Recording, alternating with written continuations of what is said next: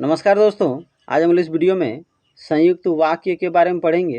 यानी संयुक्त वाक्य किसे कहते हैं, फिर साथ में संयुक्त वाक्य के उदाहरण भी देखेंगे। साथ में यह भी जानेंगे कि आप बहुत ही आसानी से संयुक्त वाक्य को कैसे पहचान सकते हैं।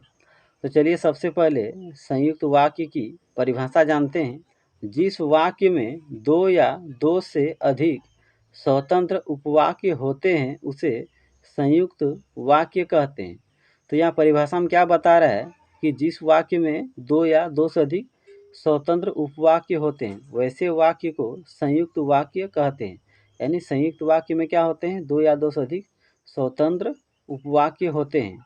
इसके अलावे आप ऐसे भी परिभाषा लिख सकते हैं, जिस वाक्य में दो या दो से अधिक सरल वाक्य योजक शब्द द्वारा जुड़े रहते हैं उसे संयुक्त वाक्य कहते हैं।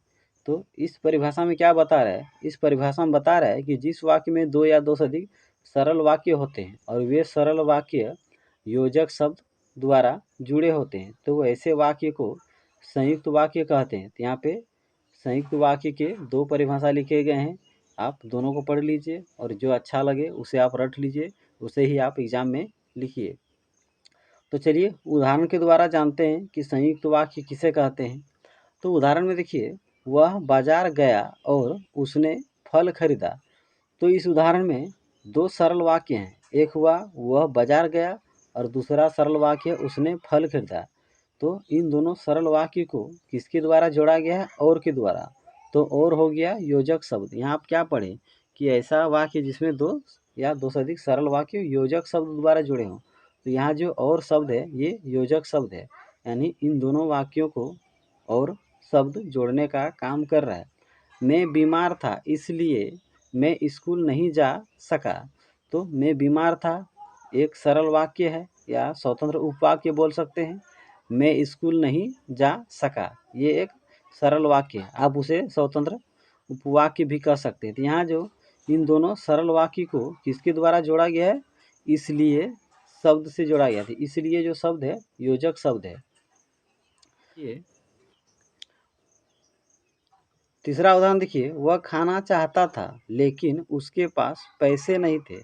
तो वह खाना चाहता था ये एक सरल वाक्य हुआ, उसके पास पैसे नहीं थे ये एक सरल वाक्य हुआ, और जो बीच में लेकिन शब्द आया है ये लेकिन शब्द योजक शब्द है।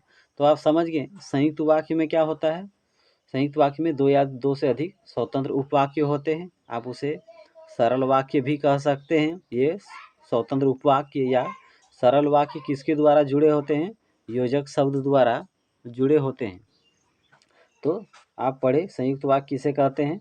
तो जिस वाक्य में दो या दो से अधिक स्वतंत्र उपवाक्य हो उसे संयुक्त वाक्य कहते हैं। या आप लिख सकते हैं कि जिस वाक्य में दो या दो से अधिक सरल वाक्य योजक शब्द द्वारा जुड़े होते हैं उसे संयुक्त वाक्य कहते हैं।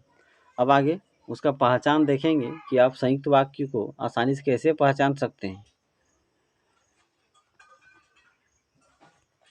यहाँ देखिए पहचान में क्या है, और इसलिए, लेकिन या अथवा।